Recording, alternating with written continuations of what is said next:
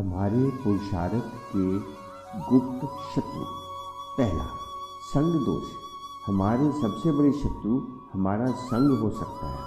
कहा जाता है ना, जैसा संग वैसा रंग। वैसे तो वह हमारे मित्र होते हैं जिनके साथ जीवन बिताने में आनंद आ रहा होता है, परंतु यदि उनका ध्यान तीव्र पुरुषार्थ की ओर नहीं होता, वही हमारे पुरुषार्थ को ढीला करने का कारण बन जाते हैं।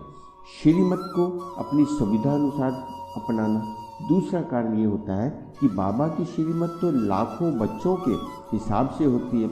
एक ही मुरली में बाबा भिन्न भिन्न आत्माओं के लिए समाधान देता है, परंतु उस श्रीमत को हम अपनी सुविधा अनुसार अपना लेते हैं, जबकि वह श्रीमत हमारे लिए नहीं होती। यह भी एक बहुत बड़ा कारण बन जाता है हमारे पुरुषार्थ को ढीला करने का। तीसरा कारण है अपने मियाँ मिट्ठू बनना।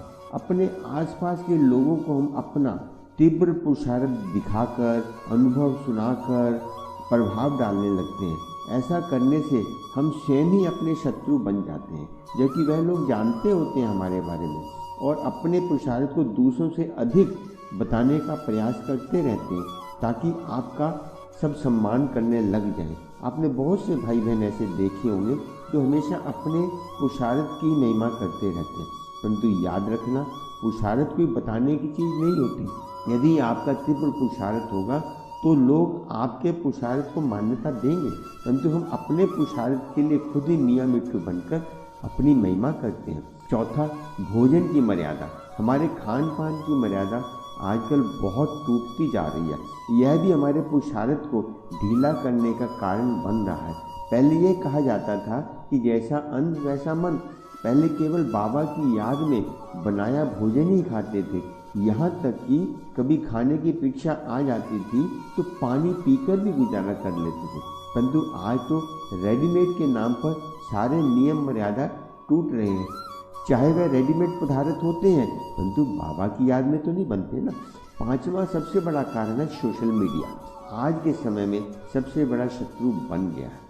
हम पूर्ण रूप से इस पर आधारित हो गए हैं, जिस कारण से हमारा पुरुषार्थ देखने में तो बहुत तेज लगता है, परंतु जैसे चूहा फूंक मारता है तो पता नहीं चलता। ऐसे ही सोशल मीडिया भी हमारे पुरुषार्थ की तीव्रता को धीरे धीरे खत्म कर रहा है। हमारा योग पूर्ण रूप से सोशल मीडिया पर ही आधारित हो गया। बाबा अक्सर कहते हैं कि साधनों का प्रयोग सोच समझकर साधना के लिए करना चाहिए, अन्यथा यह साधन हमें अपना गुलाम बनाकर हमारे पुरुषार्थ को नष्ट कर रहे हैं। इनमें से अब चेक कीजिए कि आपका सबसे बड़ा शत्रु कौन सा है। अगर शत्रु का मालूम पड़ जाए तो उसको कंट्रोल करना आसान हो जाता है। तो अब हम पहले अपने शत्रुओं की पहचान करनी आवश्यक है। इसके अलावा भी बहुत से शत्रु हैं जो व्यक्तिगत भी हो सकते हैं। उन सबको भी आप अपने कमेंट में जरूर शेयर करें ताकि औरों को भी पता लगे कि हमारे पुरुषार्थ की तीव्रता को कम करने के लिए कौन कौन से हमारे बीच में बैठे हुए शत्रु हैं जिनका हमें पता नहीं चलता। ओम शांति।